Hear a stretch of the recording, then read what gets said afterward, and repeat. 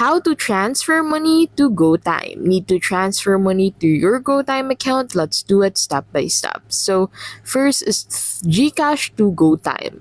Step 1, from Gcash, tap bank transfer, choose GoTyme Bank, enter the account number and confirm funds usually arrive instantly.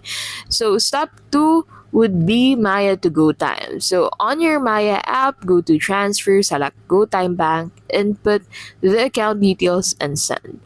Well, for other banks, you can go ahead and open up the banking app, select GoTyme Bank, enter the account number, and confirm the transfer. For international transfers, use Wise, choose PHP, select GoTyme Bank, enter account details, and confirm. Transfer may take 1 to 2 days.